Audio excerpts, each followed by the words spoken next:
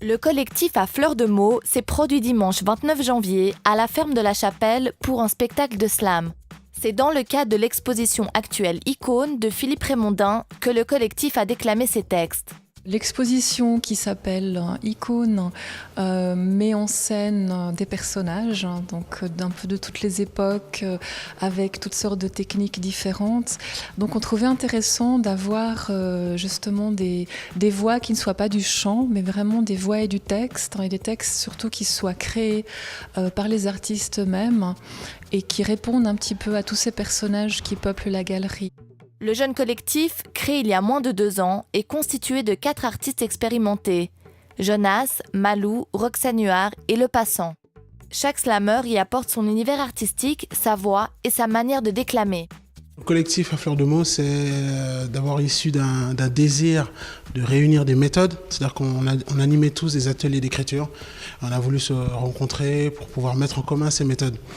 Et donc l'idée a grandi et c'est devenu le collectif à Fleur de Meaux.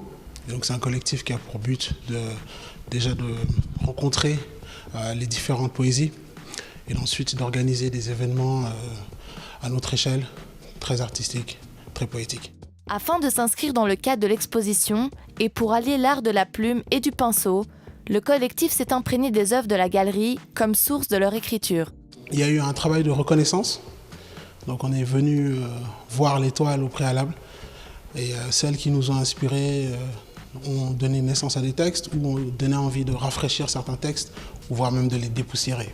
Un peu de vin et son visage dansait, un peu de vin et son rivage changeait. Elle avait mal mais ne le montrait pas.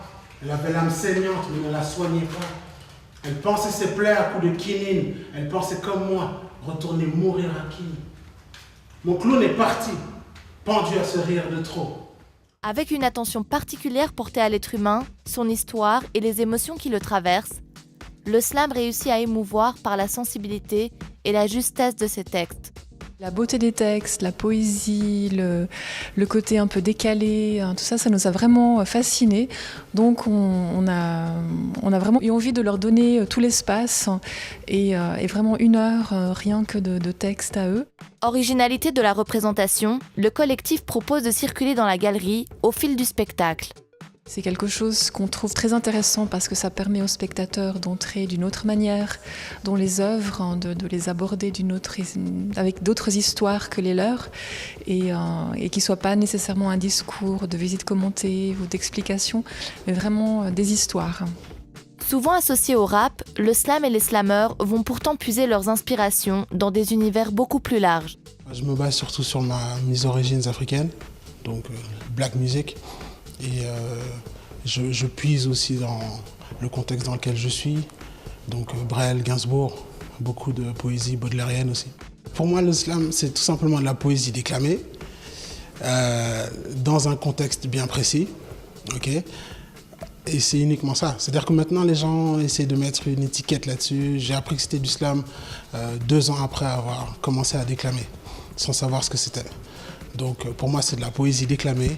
Appelez ça slam, appelez ça rap, appelez ça rock, reggae, comme vous voulez. Mais moi, je n'ai pas de définition du slam en tant que tel. Vous l'aurez compris, le slam inclassable offre une alternative à la manière d'aborder l'art et les mots. Décrispe les doigts, une bonne respiration. Lâchez prise.